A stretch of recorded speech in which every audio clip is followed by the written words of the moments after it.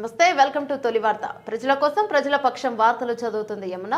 మంచి వాళ్ళు ఈ పాలమూరులో చుట్టుముట్టున్న వాతావరణం కూడా ఒక అద్భుతమైన వాతావరణం ఇక్కడ ఉంది.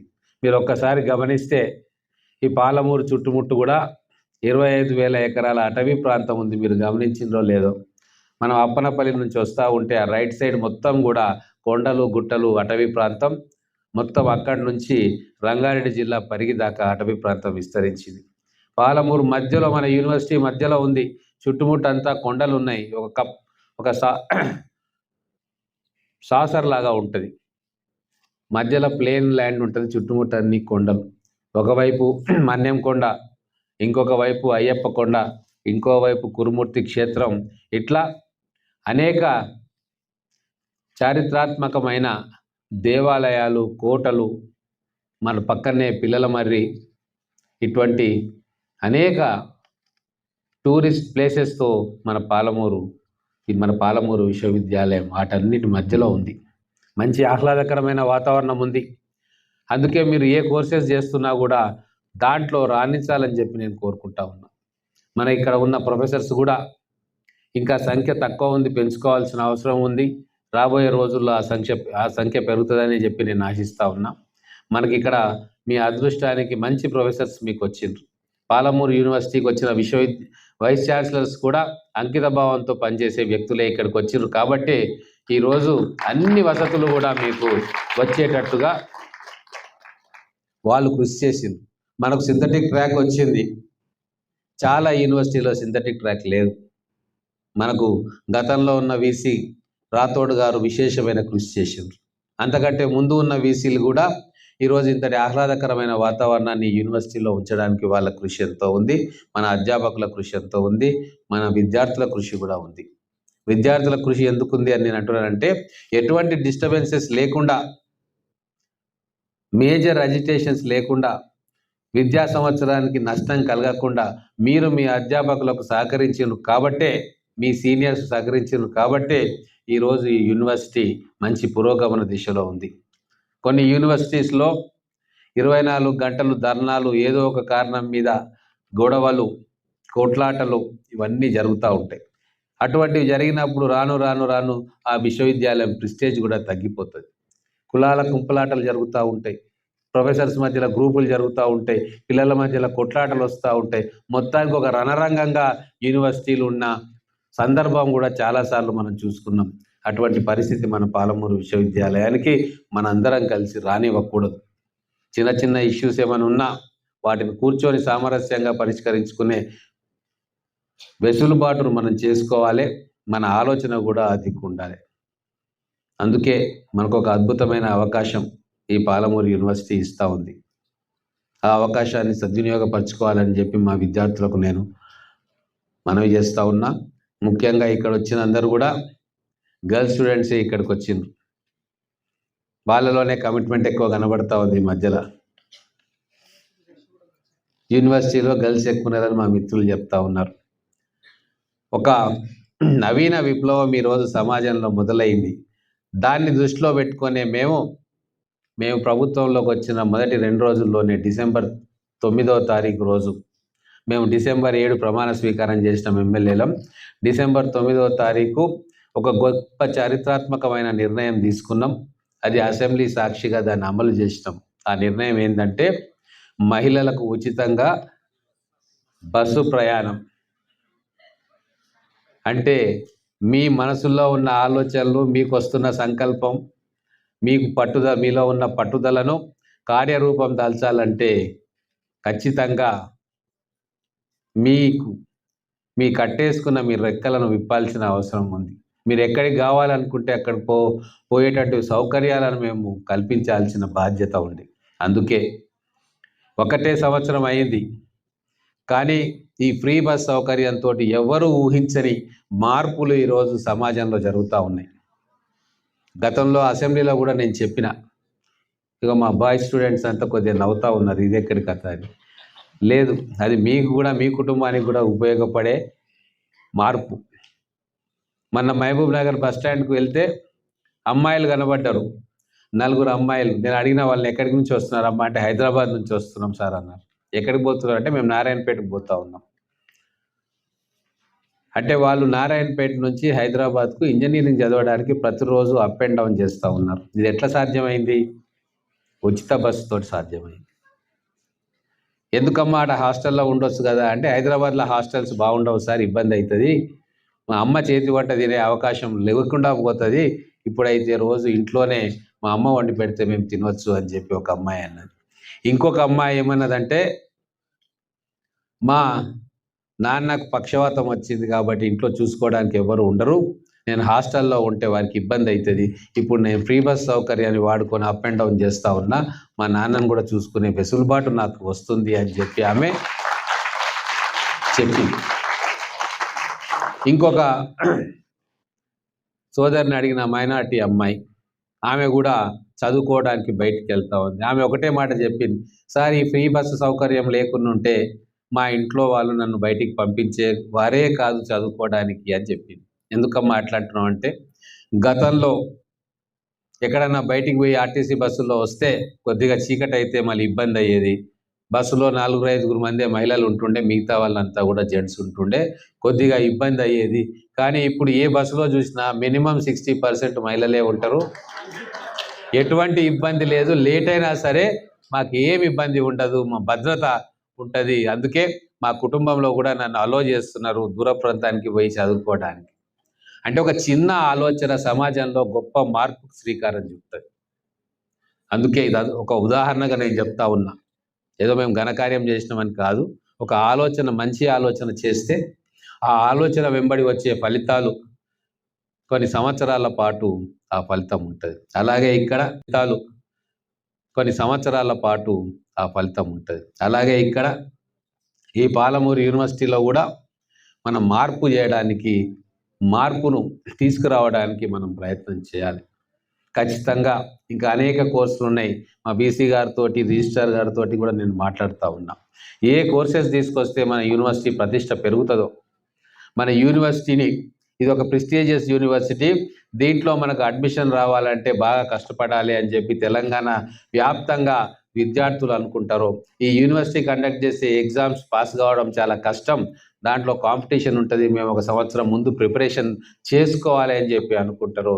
అప్పుడు మన యూనివర్సిటీ ప్రతిష్ట పెరిగినట్టు. సో అటువంటి సందర్భం రావాలని చెప్పి మనందరం కూడా పనిచేయాల్సి వస్తుంది. అలాగే మీరు రేపు డిగ్రీలు పట్టాలు తీసుకొని బయటికి వెళ్ళినప్పుడు మీ ప్రవర్తన కూడా ఈ యూనివర్సిటీ యొక్క గొప్పతనాన్ని చూపేటట్టుగానే ఉంటుంది, లేదా యూనివర్సిటీ కించపరిచేటట్టుగానే ఉంటుంది. అందుకే ఈ విశ్వవిద్యాలయంలో చేరిన ప్రతి ఒక్క విద్యార్థులు కూడా ఈ యూనివర్సిటీ గౌరవాన్ని కాపాడే బాధ్యత కూడా మా మీద ఉంది. ఇక్కడనే కాదు, రేపు బయటికి వెళ్ళినా కూడా మా ప్రవర్తన కానీ, నా పనితీరు కానీ, నేను చదువుకున్న విశ్వవిద్యాలయం ప్రతిష్టను మసకబారేటట్టుగా ఉంచకూడదు అన్న ఆలోచన మీ మనసులో ఉంటే ఖచ్చితంగా అది కూడా ఈ విశ్వవిద్యాలయం పెంపునకు ఉపయోగపడుతుంది. అలాగే పూర్వ విద్యార్థులు చాలామంది ఉండొచ్చు. నేను మా వైస్ ఛాన్సలర్ గారిని కోరుతా ఉన్నా, గతంలో ఈ విశ్వవిద్యాలయంలో చదువుకొని ఇప్పుడు ఎక్కడెక్కడ ఉన్నారు వాళ్ళందరినీ కూడా లిస్ట్ అవుట్ చేసి వాళ్ళని కూడా అప్పుడప్పుడు ఈ యూనివర్సిటీకి పిలుచుకోవాలి. మన యాన్యువల్ డేకో లేకుంటే ఇంకేదో డేట్కి వాళ్ళందరినీ కూడా పిలిస్తే ఇక్కడ ఉన్న విద్యార్థులతోటి వాళ్ళు ఇంటరాక్ట్ అవుతారు. మరి అటువంటి కార్యక్రమాలు మీరు చేస్తున్నారో లేదో నాకు తెలియదు, కానీ దాన్ని పెద్ద ఎత్తున నిర్వహించాలని చెప్పి మేము కోరుకుంటా ఉన్నాం. అది మనకు ప్రపంచంలో జరుగుతున్న విషయాలను తెలుసుకోవడానికి ఉపయోగపడుతుంది. వాళ్ళతోటి ఇంటరాక్షన్ మనకు ఎన్నో కొత్త విషయాలు మనకు తెలియజేస్తాయి. ఇప్పుడు ఉస్మానియా యూనివర్సిటీస్ కావచ్చు, ఐఐటి కావచ్చు, ఐఎం కావచ్చు, ఇలాంటి అలమ్నై మీటింగ్ చాలా పెద్ద ఎత్తున పెడతారు. ఉస్మానియా యూనివర్సిటీ పెట్టే అలమ్నై మీటింగ్ కొన్ని వేల మంది వస్తారు, అమెరికా నుంచి కూడా వస్తారు. అందుకే ఆ విశ్వవిద్యాలయాల ప్రతిష్ట అట్లా పెరుగుతుంది. ఐఐటి ఖరగ్పూర్ కావచ్చు, ఐఐటి మద్రాస్ కావచ్చు, లేకుంటే ఢిల్లీ కావచ్చు, వీటి పూర్వ విద్యార్థులు వాళ్ళ ఇన్స్టిట్యూషన్స్ను కాపాడుకోవడానికి భారీ ఎత్తున విరాళాలు ఇచ్చిన సందర్భం కూడా ఉంది. కొన్ని వేల కోట్ల రూపాయల విరాళాల రూపంలో ఆ విశ్వవిద్యాలయాలకు, ఆ ఇన్స్టిట్యూట్స్కి ఇస్తూ ఉన్నారు. సరే, మనం ఆ స్థాయి రాకపోవచ్చు, కానీ మనకు టాలెంట్ పూల్ ఎంత ఉంది, ఏముంది అని తెలుసుకోవాల్సిన బాధ్యత మన విశ్వవిద్యాలయానికి ఉంది. ఆ దిశలో మీరు తూతూ మంత్రంగా కాకుండా సిన్సియర్ ఎఫర్ట్స్ పెట్టి ఇప్పటికీ నాకు తెలిసి కొన్ని వందల మంది విశ్వవిద్యాలయాల నుంచి బయటికి పోయిన వాళ్ళు ఉంటారు. మరి వాళ్ళందరూ ఎక్కడ ఉన్నారు, ఏం చేస్తూ ఉన్నారు అని ఆరా తీసి వాళ్ళ డేటాబేస్ మనం తయారు చేసుకుంటే ఖచ్చితంగా దాంట్లో కూడా ఆనిముత్యాలు ఉంటారు. దాంట్లో కూడా విశేషంగా తమ తమ ఫీల్డ్స్లో రాణిస్తున్న వాళ్ళు ఎంతోమంది ఉంటారు. వాళ్ళతోటి మన పిల్లలకు ఇంటరాక్షన్ చేపిస్తే వీళ్ళు కూడా వాళ్ళ బాటలో నడిచే అవకాశం ఉంటుంది. కాబట్టి మీరందరూ కూడా ఆ దిశగా ఆలోచించాలని చెప్తూ, తర్వాత ఈ ఫెసిలిటీస్ విషయంలో, తర్వాత విశ్వవిద్యాలయం ఆవరణను కాపాడుకోవడంలో మీ విద్యార్థులు కూడా ముందు ఉండాలి. ఈ మధ్యలో నేను ప్రతి కాలేజ్కు, స్కూల్స్కు వెళ్ళి శ్రమదానం కార్యక్రమం చేస్తూ ఉన్నాం. మీ యూనివర్సిటీకి ఎందుకు రాలేదు కంటే కావాలని రాలే. మీ యూనివర్సిటీలో మీరే శ్రమదానానికి పూనుకోవాలి. ఈ యూనివర్సిటీలో దీన్ని సుందరంగా, అందంగా ఉంచుకోవడానికి మీరందరూ కలిసి ఒక కార్యాచరణ తీసుకోవాలి. మీ ఎన్ఎస్ఎస్ యూనిట్లు, ఎన్సిసి యూనిట్లు ఉంటే దాని ద్వారా ఈ శ్రమదానం కార్యక్రమాన్ని మీరు చేసి మీ యూనివర్సిటీని అందంగా ఉంచుకునే ఏర్పాటు చేయండి. నాకు విజిట్ వస్తూ ఉంది. ఢిల్లీ నుంచి అధ్యయన బృందం వచ్చి మన యూనివర్సిటీ గ్రేడింగ్ని పెంచాలా, తగ్గించాలా అన్న విషయంలో వాళ్ళ విజిట్ ఒకటి ఉందని చెప్తా ఉన్నారు. ఖచ్చితంగా ఆ లోపల మన యూనివర్సిటీని సుందరంగా, అందంగా తీర్చిదిద్దుకునే ప్రయత్నంలో మీరు మా ప్రొఫెసర్స్కి, మా ఇక్కడ ఉన్న స్టాఫ్కి మీ వంతు సహకారం మీరు అందించాలి. ఇక్కడ ఉన్న మా విద్యార్థి నాయకులను కూడా నేను కోరుతా ఉన్నా, ఒక కార్యాచరణ చేసుకొని మన విశ్వవిద్యాలయం పూర్తిగా కంప్లీట్గా నీట్గా ఉండేటట్టు మీ వంతు సహాయం మీరు ఏమందిస్తారో యూనివర్సిటీ మేనేజ్మెంట్కు మీరు కూడా అనుకోండి. విద్యార్థి నాయకులు అంటే విద్యార్థుల పక్షాన గలమెత్తడమే కాదు, విశ్వవిద్యాలయం పక్షాన కూడా మీరు పనిచేయాలని చెప్పడమే నా ఉద్దేశం. మీరు చేస్తూ ఉన్నారు ఆ పని. కానీ ఇప్పుడు మన ఉపాధ్యాయులకు, మన ప్రొఫెసర్లకు మీ అవసరం ఉంది. ఈ న్యాక్ వచ్చే లోపల ఎవ్వరు కూడా ఎటువంటి ఇబ్బందులు కానీ, ఎటువంటి గొడవలు కానీ, కొట్లాటలు కానీ పెట్టుకోకుండా ప్రశాంతంగా మన ప్రొఫెసర్స్ని వాళ్ళ పని వాళ్ళు చేయనియాలి. మీరు డైవర్షన్ చేసింది అనుకోండి, చిన్న చిన్న కారణాలతోటి వాళ్ళ అబిలిటీ అంటే వాళ్ళ ప్రజెంటేషన్ చేయడంలో, రిపోర్ట్స్ తయారు చేయడంలో వాళ్ళు డైవర్ట్ అయిపోతే ఆ రిజల్ట్ అనేది, ఆ రిపోర్ట్స్ అనేవి అంత క్వాలిటీగా రావు. అందుకే ఒక సామరస్యమైన వాతావరణంలో ఈ విశ్వవిద్యాలయంలోని ప్రతి విద్యార్థులు సోదర భావంతో, మైత్రీ భావంతో ఉండాలని కోరుకుంటూ, మీకు ఎటువంటి ఇబ్బందులున్నా, ఎటువంటి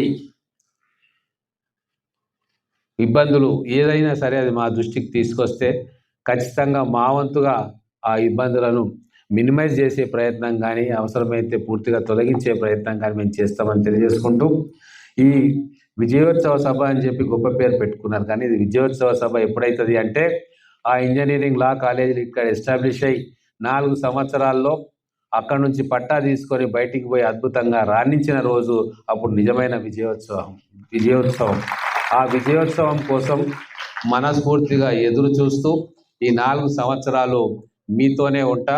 ఈ కాలేజీలు కానీ, వ్యవస్థ అంతా పూర్తిగా సెట్ అయి ఎటువంటి ఇబ్బందులు లేకుండా మన వైస్ ఛాన్సలర్ గారు కావచ్చు, మిగతా ప్రొఫెసర్స్ కావచ్చు, వాళ్లకు చేదోడు వాదోడుగా అడ్మినిస్ట్రేషన్లో ఎటువంటి ఇబ్బందులు ఉన్నా ఆ ఇబ్బందులను పరిష్కరించడంలో వాళ్ళతో పాటుగా వాళ్ళకు చేయూతను అందిస్తూ ముందుకు పోతారని తెలియజేసుకుంటూ, ఈ మంచి కార్యక్రమాన్ని మీరందరూ కలిసి ఆర్గనైజ్ చేసి నన్ను ఆహ్వానించినందుకు ధన్యవాదాలు తెలుపుతూ ముగిస్తా ఉన్నాను.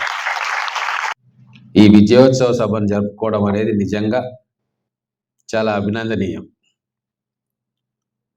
మామూలుగా విద్యార్థి సంఘాలు, నాయకులు మెస్ ఫీజుల కోసమో, ఇంకా స్కాలర్షిప్స్ కోసమో వీటి గురించి ఎక్కువగా ఆరాటపడతారు, పోరాటం చేస్తారు. కానీ ఇక్కడ మేము అనుకుంటున్న కోర్సెస్ మాకు వచ్చినాయి. మా పాలమూరు విశ్వవిద్యాలయ గౌరవ ప్రతిష్టలు పెంచే ఇంజనీరింగ్ లా కాలేజీలు మాకు వచ్చినాయి. కాబట్టి దీన్ని మేము అందరికీ చాటి చెప్పేలాగా ఒక సభను ఏర్పాటు చేసుకుంటామని చెప్పి ఏకతాటి మీదకి వచ్చిర్రు. అందుకు మీ ప్రోగ్రెసివ్ అవుట్లుక్కి మీ అందరికీ కూడా అభినందనలు తెలుపుతా ఉన్నాను.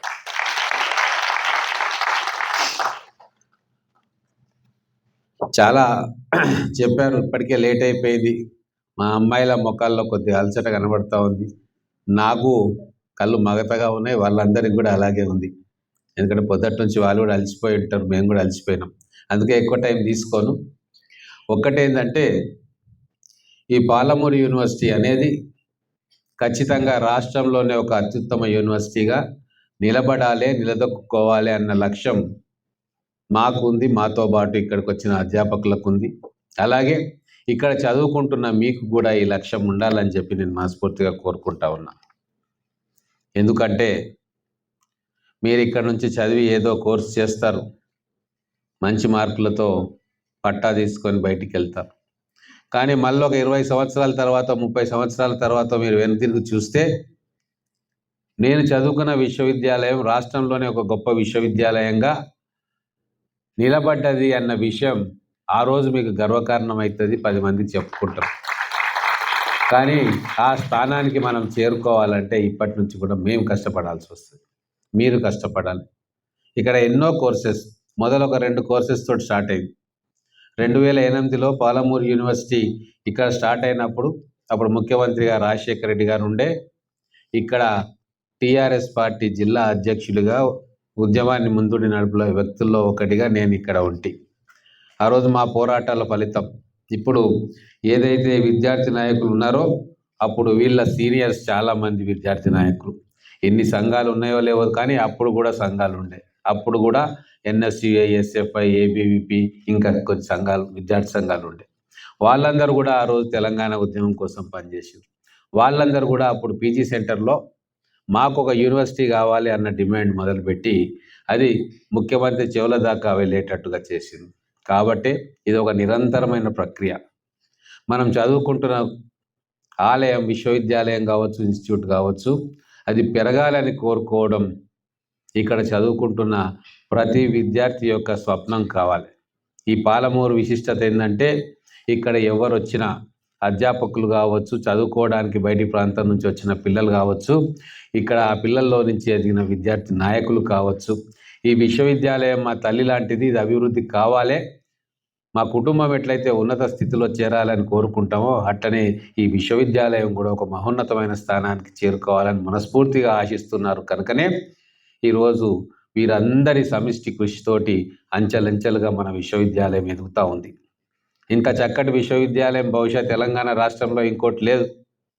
గతంలో పనిచేసిన వైస్ ఛాన్సలర్లు, ప్రొఫెసర్స్, రిజిస్ట్రార్లు వాళ్ళందరూ కూడా గవర్నమెంట్ మనకి ఇచ్చిన వనరులను సద్వినియోగపరుచుకున్నారు, దుబారా చేయలే.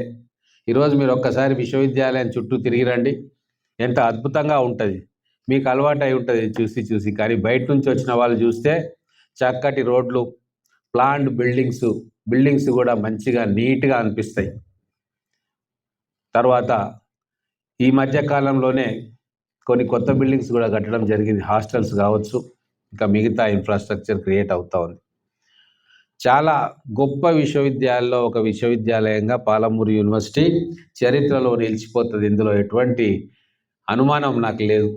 దాంట్లో మా వంతు సాయంగా మేము ప్రజాప్రతినిధులుగా, ఈ పాలమూరు బిడ్డగా, ఈ ప్రాంతాల గురించి తెలిసిన వ్యక్తిగా, ఈ ప్రాంతం వెనుకబాటుతనం గురించి అనేక అధ్యయనాలు చేసి ఉద్యమాలు చేసిన వ్యక్తుల్లో ఒకటిగా ఖచ్చితంగా దీన్ని సగర్వంగా నిలిపేందుకు మా వంతు ఏం కృషి చేయాలనో ఆ కృషి ఖచ్చితంగా అడిగినా అడగకున్నా చేయడం మా బాధ్యత.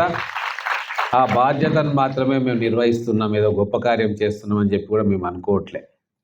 కాకపోతే ఒక మంచి పని చేయాలని ముందుకు వచ్చినప్పుడు మంచి మనసున్న వాళ్ళు మనతో పాటు అనేక మంది చేయి కలుపుతాం. ఇక్కడ కూడా మనం ఏ కార్యక్రమం సంకల్పం చేసినా మనకు పడే వాళ్ళు చాలామంది మన వెంబడే ఉన్నారు, మన చుట్టూ ఉన్నారు. వాళ్ళు మనకు నిజంగా కూడా అందిస్తూ ఉన్నారు, చేయూతను అందిస్తూ ఉన్నారు. మనకు ఇంజనీరింగ్, లా కాలేజీలు వచ్చినాయి అంటే చాలామంది చెప్తా ఉన్నారు ఎలా సాధించారు అని. దీనికి ఎంతోమంది హెల్ప్ కూడా ఉంది. ఈ మహబూబ్ నగర్లో పుట్టి పెరిగిన వాళ్ళు, ఈ మహబూబ్ నగర్ అంటే ప్రేమించే వాళ్ళు, ఈ మహబూబ్ నగర్ను గొప్పగా చూడాలనుకునే చాలామంది వాళ్ళు కూడా తెర వెనుక ఈ కాలేజీ రావడానికి, ఈ విశ్వవిద్యాలయం ఇంత గొప్పగా అభివృద్ధి చెందడానికి కూడా కారణభూతులయ్యారు. నేను ఒకటే చెప్తా ఉన్నా, మీరు ఈ విశ్వవిద్యాలయంలో చాలామంది ఇంకా 2 ఏళ్ళు ఉంటారో 3 ఏళ్ళు ఉంటారు, మళ్ళీ పిహెచ్డి వస్తే ఇంకొక 2-3 ఏళ్ళు ఉంటారు. అయితే ఒక మధురమైన అనుభూతిని ఈ పాలమూరు గడ్డ నుంచి మీరు తీసుకుపోవాలని చెప్పి నేను కోరుకుంటా ఉన్నా. ఒక మంచి పాజిటివ్ ఫీలింగ్, కొన్ని సందర్భాల్లో ఏమవుతుంది అంటే ఎక్కడో మనం చదువుకుంటాం కానీ ఎందుకో అది నచ్చదు. ఆ ఎన్విరాన్మెంట్ నచ్చకపోవచ్చు, అక్కడ ఉన్న వ్యక్తులు నచ్చకపోవచ్చు. దాన్ని మన మస్తిష్కంలోంచి మెల్లగా చెరిపేసే ప్రయత్నం చేస్తాం. కొన్ని సందర్భాల్లో అటువంటివి జరుగుతాయి. మనం కూడా ఒక్కోసారి మనం చదువుకున్న పాఠశాలను మర్చిపోవాలని ప్రయత్నిస్తాం. మనకు దొరికే చేదు అనుభవాలు కావచ్చు, అక్కడున్న చెడు సావాసం కావచ్చు, లేకుంటే ఇంకేదైనా కారణం కావచ్చు. కానీ నేను ఒక్కటే కోరుతా ఉన్నా, మన మహబూబ్ నగర్ పాలమూరు యూనివర్సిటీ అనేది అటువంటి వాటికి వేటికి కూడా ఆస్కారం లేకుండా మంచి మధురమైన అనుభూతులనే మిగులుస్తుందని చెప్పి నమ్మకం.